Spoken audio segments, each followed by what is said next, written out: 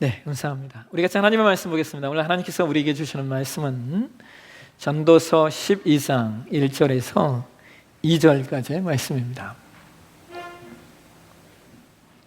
전도서 12장 1절에서 2절까지의 말씀 찾으셨습니까? 우리 함께 한 목소리로 같이 봉독하겠습니다.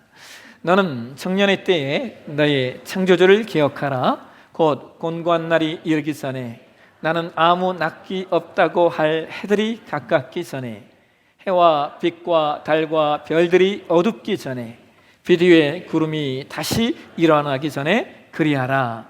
아멘. 들으신 헌금을 위해서 기도하겠습니다. 하나님, 오늘도 하나님 백성들이 하나님을 예배합니다. 우리의 예배가 영과 진리의 예배되게 하여 주옵소서. 예배드리며 하나님께 예물을 봉헌하여 올려드렸습니다. 황금만능주의의 시대에, 자본이 지배하는 이 시대에 물질이 너무나 우리의 삶에 중요하지만, 그러나 그럼에도 불구하고 그것이 전부가 아니라는 이 믿음의 고백이 이 헌상 위에 담겨져 있사오니 하나님 기쁘게 흠양하여 주옵소서. 그러나 주님, 우리가 이 땅을 사는 동안 주의 은총이 필요합니다. 주의 강권하심이 필요합니다. 우리 힘으로 이 험한 세상을 우리가 살아내기에 하나님 버겁습니다. 힘에 부칩니다. 그래서 주의 긍휼이 필요합니다. 하나님, 주의 백성들을 도와주옵소서. 인생을 살다 보면 겪게 되는 여러 가지 문제가 있고 아픔이 있고 시험이 있습니다. 때로 유혹도 있고 어느 날 삶에 갑자기 몰아치는 환난도 있습니다. 그래서 주님, 우리를 불쌍히 여겨 주옵소서. 육체의 질고가 있는 영혼들 찾아가셔서 치유되는 놀라운 역사가 있게 도와주시고, 물질의 시험이 있는 영혼들 찾아가셔서 풀어지는 역사가 있게 하여 주시고, 삶의 문제와 환난이 찾아온 영혼들 찾아가셔서 잘 승리하고 더욱 견고해지는 역사가 있게 하여 주옵소서. 이제 우리가 주의 말씀을 듣습니다. 믿음의 선진들의 고백처럼 주여 우리에게 말씀하여 주옵소서. 주의 종이 듣겠나이다. 거룩하신 예수님의 이름으로 축복하고 기도합나이다. 아멘. 네, 오늘 봉독한 말씀을 가지고 성경적 유실론 세계관을 가지라 라고 하는 제목으로 말씀을 나누도록 하겠습니다. 세계관이라고 하는 주제를 가지고 그 시리즈 설교를 하고 있어요. 물론 이제 이 설교를 하다가 절기가 오거나 혹은 특별한 일정이 있으면 중간중간에 그 부분에 관한 말씀을 나눌 것입니다만, 앞으로 한동안 이 세계관이라는 주제를 가지고 주제 설교를 하게 될 거예요. 제가 오늘 주보에 주제 설교와 강해 설교의 차이점이 뭔가를 여러분들에게 좀 설명을 좀 드렸습니다. 이따 가셔서 그 내용을 좀 읽어보시면 또 주제 설교가 뭔지 강해 설교가 뭔지도 또 이해를 하시게 될 겁니다. 근데 여러분, 제가 이 세계관이라고 하는 주제를 가지고 설교하면서 이제 여러 나라들에 대하여 이야기를 할 거예요. 또 어떤 경우에는 어떤 사상도 철학도 뭐 이렇게 많이 나오게 될 텐데요. 무엇보다 여러분, 제가 여러 나라들에 대해서 이야기를 할 때에 이 내용들이, 이 말들이 그 나라를 비하하거나 그 나라 백성들을 멸시하려고 하는 내용이 아니라고 하는 것을 여러분이 좀 전제하셔야만 됩니다. 세계관을 이야기하다 보면 각 나라와 민족과 족속에 따른 다르게 형성된 세계관이 있어요. 그리고 또 어떤 것들은 우리가 서로 배워야 할 것들이 분명히 있습니다. 그러나 또 반면에 서로 배우면서 우리가 분명하게 버려야 할 세계관도 있습니다. 그래서 그러한 측면에서 어떤 나라들을 이야기하고 한다라고 하는 것을 여러분이 좀 이렇게 이해하고 들으셔야 됩니다. 동남아에 한국인들이 많이 가는 나라 가운데 태국이라는 나라가 있어요. 태국에 파크 레드라고 하는 이름의 고아원이 있습니다. 그런데 그 고아원은 다른 고아원들과 다르게 특징이 하나 있어요. 그것은 그 고아원에는 육체적 장애와 또는 정신적 장애를 가진 아이들이 가득 차 있다는 거예요. 신기한 것은 그곳에 들어온 대부분의 아이들이 가족이 없거나 혹은 그들을 돌봐줄 사람들이 없어서 거기에 있는 것이 아니라는 겁니다. 그들이 그곳에 들어오게 된 이유는 가족들이 혹은 친척들이 그들을 보살피는 것을 거부했기 때문입니다. 왜 장애를 가진 아이들을 부모가 혹은 일가 친척들이 그들을 살피고 보살피는 일들을 거부하는가? 힘들어서 그런 것일까? 복지가 안 돼서일까? 꼭 그렇지만은 않습니다. 안타깝게도 태국이 불교적 세계관이 지배하는 나라이기 때문입니다. 불교에는 전생이라고 하는 사상과 환생이라고 하는 사상과 인과응보라고 하는 사상이 있어요. 그런데 이러한 세계관이 장애가 있는 자기 자녀들을 갖다가 버리게 만든다는 거예요. 왜냐하면 그들이 장애를 가지고 태어난 것은 전생에 지은 죄가 있기 때문이라는 겁니다. 그래서 그와 같은 인과응보, 그것을 불교에서는 업보라고 얘기하잖아요. 그러한 업보를 끊고 다음 세상에서 좋은 것으로 환생하려면 그들이 그들의 악연의 대가를 치루어야 된다는 거예요. 그렇기 때문에 가족의 시각에서 볼 때 그들이 할 수 있는 최선의 일이 장애가 있는 아이들을 내다 버리는 일인 것입니다. 동남아에 방글라데시라고 하는 나라가 있어요. 이 나라는 원래 이제 그 인도에 속해 있다가 인도가 영국에서 독립할 때 이슬람 교도들이 모여서 따로 형성된 나라예요. 그래서 이 나라는요, 철저히 이슬람 율법을 따르는데 그 나라만의 독특한 문화 가운데 하나가 4명의 여자와 결혼할 수가 있어요. 근데 방글라데시는 한 남성이 4명의 여자와 사는 경우도 있지만 이 마을에서 한 여자와 결혼하고 또 다른 마을에 가서 또 한 여자와 결혼하는 그런 이제 문화도 있습니다. 놀라운 것은 남편의 입에서 이혼이라고 하는 말이 3번 나오면 그 여성은 그 집을 떠나야 된다는 거예요.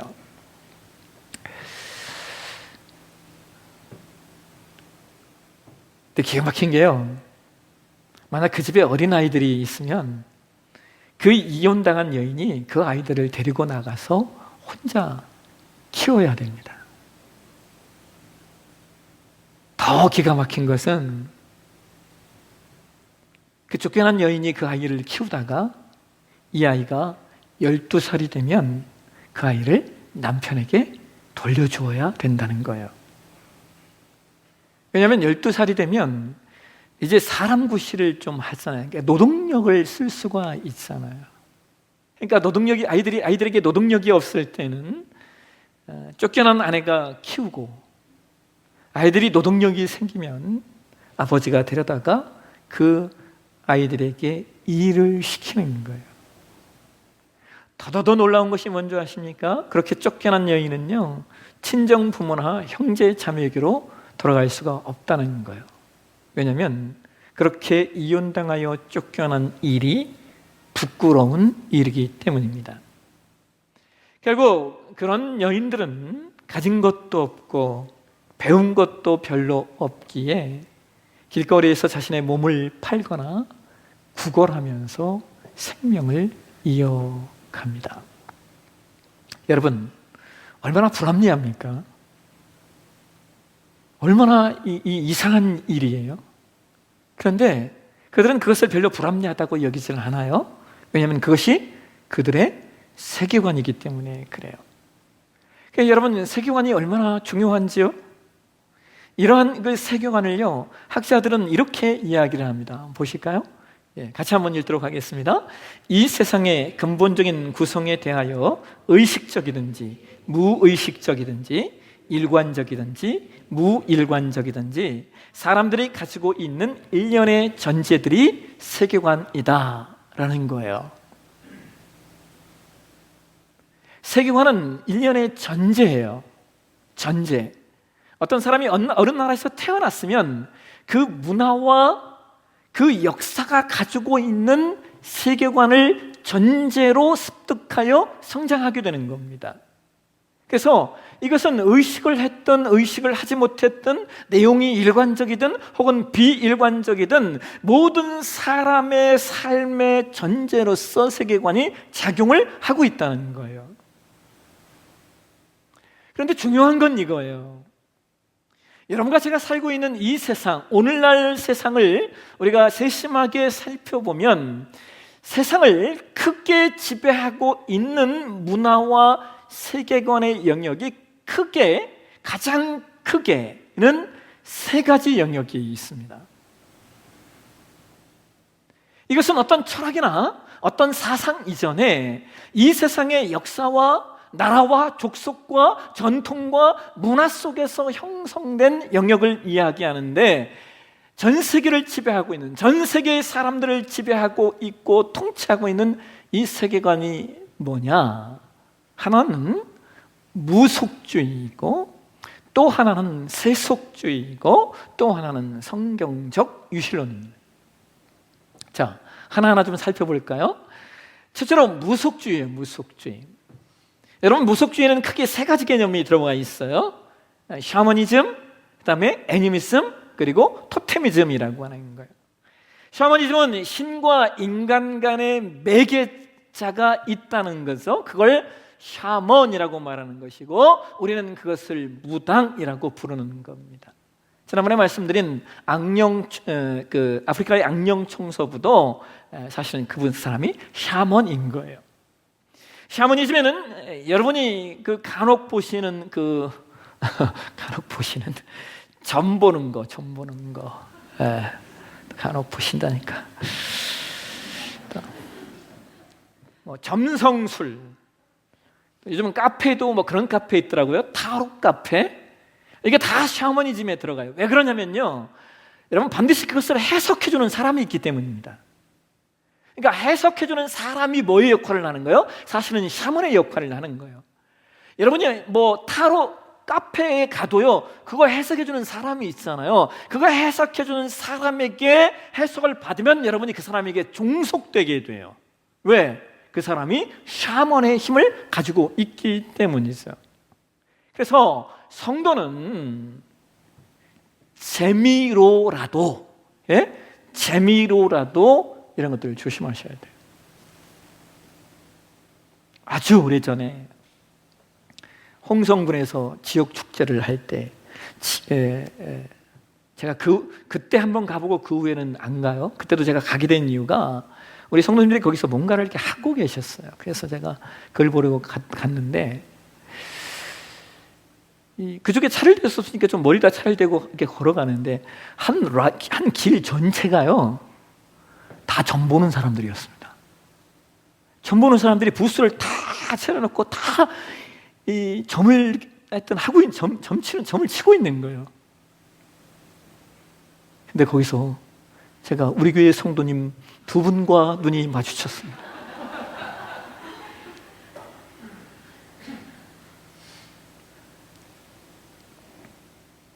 꼭 그런지는 모르겠지만 나중에 그분들이 교회를 안 나오셨습니다. 제가 얼마나 후회했는지, 왜 내가 하필 그때 그곳에 갔을까?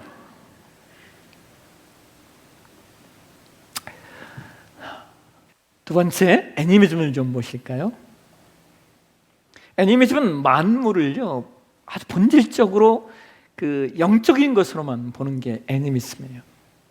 물질적인 세계는 마야, 그들은 마야라고 얘기해요. 이거 마야라는 말이 일루션이라고 하는 그러니까 만물은 다 환영이라는 거예요. 그래서 만물이 정령들에 의하여 생명력을 갖게 된다라고 하는 것이 애니미즘이에요. 그들의 사상은 정령들이 모든 사물을 움직이고 또 모두가 영혼의 하나됨을 추구한다는 거예요. 그래서 애니미즘이 가장 중요하게 여기는 게 뭔지 아세요? 모든 것은 하나이다는 거예요. 모든 것은 하나이다. 여러분, 여기서 우리가 하나 놓치지 않아야 돼요. 여러분, 오늘날 뉴에이지 무브먼트나 혹은 종교다원주의 여러분 혹시 들어보셨습니까? 혹은 종교통합운동이 사실은 이 애니미즘에 근저한 거예요. 거기에 영향을 받고 있는 거예요. 그러한 사상들이 거창하게 자신들을 치장하고 있지만 특별한 것이 아니라 사실은 무속적 사고인 애니미즘에서 나왔다는 거예요. 그 다음 토테미즘을 보실까요? 여러분, 이 토템이라고 하는 말은 북아메리카의 오즈부와라고 하는 족속이 있는데 이 족속의 사람들이 특정한 동물을 자신들의 보호자로 삼는 풍습에서 유래된 거예요. 그래서 토템이란 말이 거기서 나온 거예요. 그래서 사람이 동물이나 식물이나 혹은 무생물과 특수한 관계를 설정하고 이를 신앙과 연결시키는 현상을 토테미즘이라고 이야기해요. 우리나라도 이것이 대단히 강력합니다. 사실 여러분, 단군 신화가 토테미즘인 거예요. 그죠? 호랑이, 곰 나오는 거죠. 무슨 장승 혹은 성황당, 마을을 지키는 어떤 나무 이런 것들이 이 개념에서 온 거예요. 근데 여러분, 이 세 가지 샤머니즘과 애니미즘과 토테미즘은요 사실은요 복합적으로 작용합니다. 이것이 하나씩 딱딱 개별적으로 작용하는 것이 아니라 이 세 가지가 복합적으로 작용되어 나타나고 그걸 우리는 무속주의라고 말하는 겁니다. 이 무속주의가 여러분 얼마나 강력한지요. 예? 여러분, 무속주의는요 대단히 죄송하지만 고등종교보다 더 강합니다. 종교는 고등종교와 하등종교가 있잖아요. 근데 이 종교가 무속 종교는 하등 종교인데 이게 고등 종교보다 훨씬 더 강해요. 예를 하나 들어볼까요? 제가 전에도 말씀을 드렸던 적이 있는데 아주 단적인 예가 불교예요. 불교. 여러분, 불교에 절에 가보셨죠? 불교는 세 가지 전이 있어요. 하나는 예불을 드리는 대웅전이 있고 또 죽은 사람들의 위패를 모시는 명부전이라는 곳이 있고 그 다음에 또 한 곳이 삼성각이에요. 삼성각. 이 삼성각은요 모든 신들을 다 모셔놓은 곳이에요. 산신, 독성신, 칠성신, 심지어 삼신할매까지 거기다 모셔놓은 것이 삼성각이에요. 근데 불교인들이 가장 많이 가는 곳이 어딘 줄 아세요? 삼성각입니다. 여러분, 삼성각이 불교와 상관이 있습니까? 잘 생각해 보세요. 아무런 상관이 없습니다. 더 놀라운 것은요, 무당에 여러분 점치러 가보시면 다 보셨죠? 점치러 가보시면 무당집에 그 재단에 딱하니 있는 게 뭐예요? 불상이잖아요. 우리가 하도 보아서 이게 그냥 그런가 보다 하는데 조금만 생각해보면 이게 이상한 거예요. 왜 불상이 점집에 있냐는 거예요. 이게 무슨 얘기냐면 여러분, 고등종교보다 더 강력한 힘을 갖고 있는 것이 하등종교라는 거였어요. 하등종교가 뭐예요? 지금 제가 말씀드린 무속주의를 말하는 거예요. 그러니까 경전이 있고 도덕적이고 내세적 사고를 갖고 있는 고등종교가 경전도 없고 도덕적이지도 않고 심지어 현세만 생각하는 하등종교에 먹힌다는 거예요. 그래서 여러분, 우리의 삶도 이렇게 잘 살펴보면요, 우리 이 대한민국이라는 나라에서 이렇게 신앙을 가지고 이렇게 하신 분들이 가끔씩 이렇게 신앙이 좀 이렇게 체계적으로 이렇게 갖춰지지 않으면 어떤 분들은 이사할 때 이사 날짜 찾고 있고요. 또 심지어 어떤 분, 그러니까 간혹 여러분들이 무심코 하는 말 가운데 이런 말이 있어요. 야, 운 좋다. 이것도 여러분 우리가 좀 조심하셔야 돼요. 이게 우리 세계관의 이야기가 아니기 때문이었어요. 세계적으로 이 무속주의가 가장 강력한 나라 중에 하나가 인도예요. 인도. 근데 인도는 여러분 종교의 80%가 힌두교죠. 근데 이 힌두교가 종교학적으로 구분할 때는 힌두교에 들어간다고 하는데, 종교학자들이 그럼에도 불구하고 이 힌두교를 구동종교라고 치부하지 않으려고 하는 분들이 많이 있어요. 왜 그러냐면 힌두교는 여러 가지 신들을 짬뽕에 놓은 종교이기 때문이죠. 힌두교는 여러분 신이 3억 3천만 개가 있대요. 이걸 어떻게 셌는지 모르겠어요. 3억 3천만 개를 어떻게 셌는지 모르겠는데 3억 3천만 개가 있대요. 그러니까 모든 생물이 다 신이 될 수 있는 거예요. 그러니까 여러분 기억하십니까? 그 나라에서는요, 지금은 덜하지만 예전에는 기차가 달리다가 갑자기 급브레이크를 잡아가지고 열차가 탈선돼서 막 사람들이 죽는 일들이 생겨요. 그거 왜 그런 줄 아세요? 소가 기찻길에 누워있기 때문이에요. 소는 살려도 사람은 죽을 수 있는, 그게 인도예요. 인도는 나라에서 생산되는 쌀이에요. 작게는 13%에서 18%를 누가 먹냐? 쥐가 먹습니다. 왜요? 쥐도 신이니까 쥐를 잡을 수가 없는 거예요. 사람은 못 먹어도 쥐는 먹게 하는 것. 여러분 놀라운 게 뭔지 아세요? 인도에서 가장 강력한 영향을 미쳤던 분 가운데 가톨릭 선교사였던, 여러분 들어보셨죠? 테레사라고 하는 수녀가 있어요. 그분이 얼마나 사역을 잘했는지 그분의 이름을 마더 테레사라고 지칭을 합니다. 근데 여러분 아세요? 테레사 소녀가 죽은 다음에요, 인도 사람들이 그분의 신당을 만들고 그분을 신으로 모셨습니다. 이게 무슨 말인 줄 아세요? 명확한 기독교 신앙의 복음이 전파되지 않으면 그저 빵만 주는 선교는 우리가 정말 고민해야 된다라고 하는 거예요. 여러분, 우리 사회 속에서 이 무속주의는요, 너무나 쉽게 찾아볼 수 있죠. 그 중에 하나, 여러분 제가 참 안타까운 것 중에 하나가 고사예요. 고사. 이게 지금은 덜합니다만 예전에는요, 일반 기업은 뿐만 아니라, 기업은 뭐 하더라도 공기업들도 이걸요, 뭔가 큰 프로젝트를 하잖아요. 고사를 지냈어요. 그거 상상이 됐어요? 돼지머리에 절했다고요. 여러분, 이런 경우에 여러분 어떻게 하시겠어요? 여러분 다니는 회사에 회장이 야, 이번에 우리 큰 프로젝트가 있는데 우리 고3 지내자, 잘 되게 하기 위해서. 예전에 한 청년이 그런 고백을 하는 걸 들었어요. 자신이 다니는 회사에서요, 아주 큰 프로젝트가 있었대요. 그리고 그 프로젝트에 자기가 중요한 역할을 담당하고 있었다는 거예요. 회장이 고사를 지내자고 했대요. 그래서 고사를 지냈답니다. 근데 다 절하는데 자기는 절하지 않았대요. 근데 회장이 그걸 보고요, 왜 너 절하지 않냐고 막 화를 내면서 이리 오라고. 가가지고 이 청년이 뭐라고 얘기했는지 아십니까? 이렇게 얘기했어요. 회장님, 저는 돼지머리에게 우리 회사의 미래를 맡길 수 없습니다. 여러분, 기가 막힌 말이잖아요. 얼마나 지혜로운 말이에요. 이 지혜와 이 믿음이 저와 여러분에게 있어야 될 줄로 믿습니다. 그 다음 두 번째, 우리가 가져야 될 우리가 보고 판단해야 될, 세상이 가지고 있는 두 번째 세계관은요, 세속주의예요. 세속주의.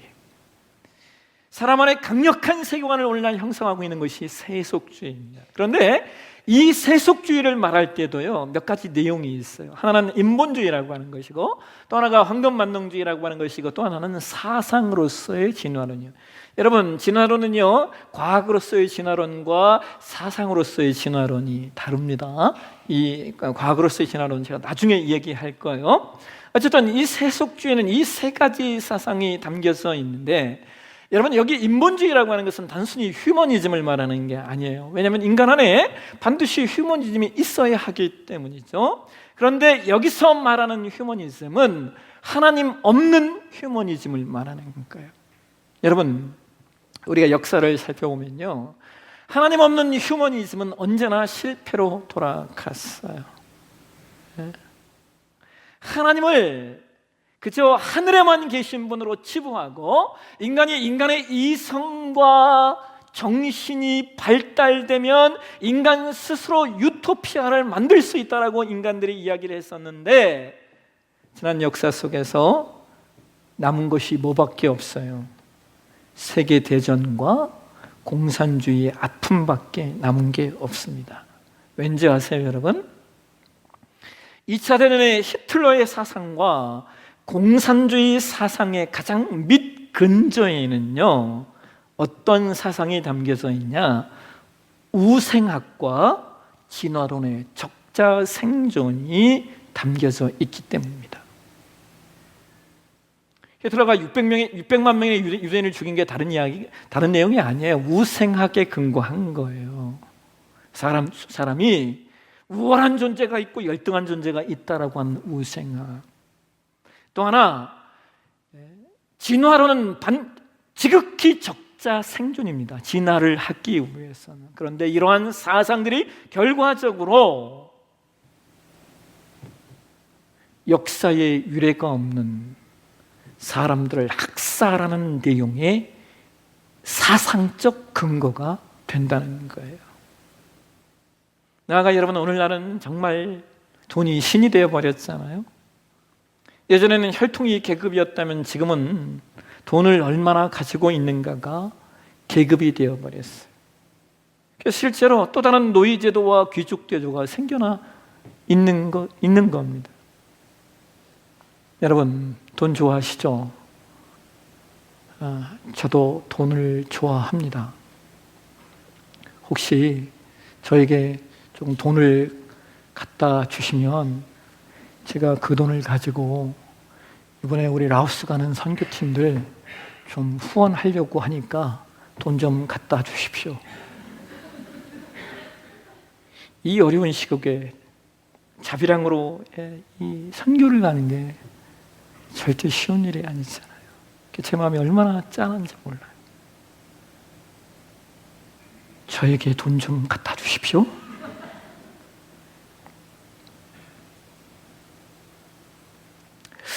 여러분, 세상이 얼마나 악한 줄 아세요?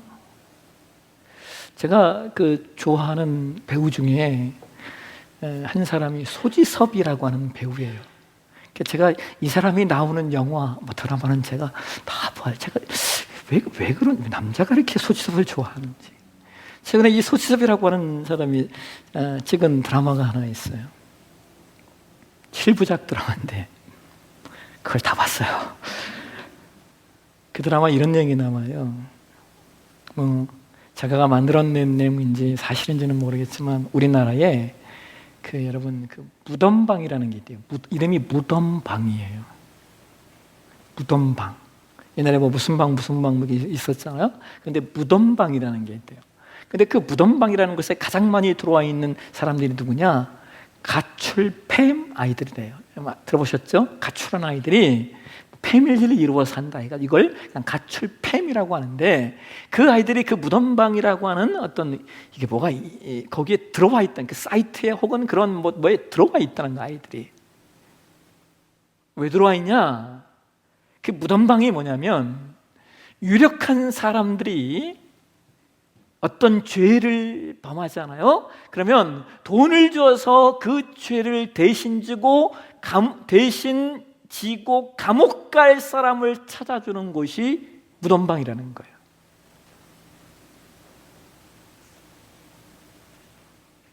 근데 아이들이 뭐라고 말하는지 아세요, 여러분?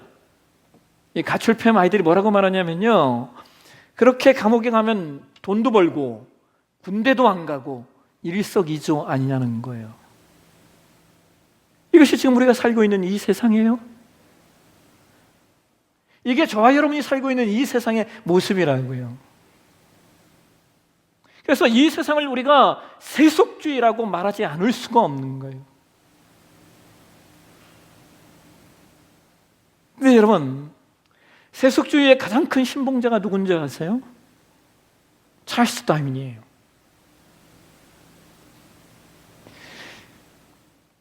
일반 과학에서 찰스 다윈은 거의 신과 같은 존재 아닙니까? 그런데 사회학에서는요, 이 찰스 다윈이 세속주의를 형성한 가장 중요한 인물 가운데 하나라는 거예요. 왠지 아세요? 사실은 이런 생각을 갖고 있어요. 도덕은 상대적이라는 거예요. 가치는 사회적 공감대를 통해서 나타난다고 말했던 사람이 찰스다인이에요. 여러분, 이게 얼마나 무서운 말인 줄 아세요? 도덕이 상대적이라는 말은요, 도덕은 얼마든지 바뀔 수 있다라고 하는 말이고, 가치도 사회적 공감대를 통하여 얼마든지 바뀔 수 있다는 것은, 그러면 어떤 일이 일어나는 줄 아세요, 여러분, 세상에?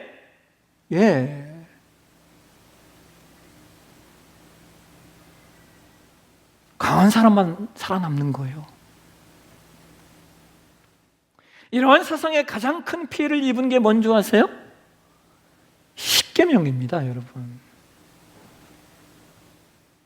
절대 가치도 없고 절대 도덕도 없다는 것에서 그냥 사람들이 원하는 것으로 가면 된다는 거예요. 이것을 성경은 소견대로 행하는 세상이라고 말합니다. 이게 세속주의예요. 그런데 여러분, 신기한 게 뭔지 아세요? 이 세속주의가요, 앞에서 말씀드린 무속주의와 연결이 돼요. 무슨 말이냐? 무속주의는 모든 것을 영적으로 본다면 세속주의는 모든 것을 물질로 봐요. 그래서 무속주의와 세속주의는 양 끝에 있어, 양 극단에 있습니다. 그런데 무속주의는 만물이 신이 되는 개념이라면 세속주의는 인간이 신이 되는 개념이에요. 그래서 이 양 끝에 있는 것은 돌면 만나는 겁니다, 결국에.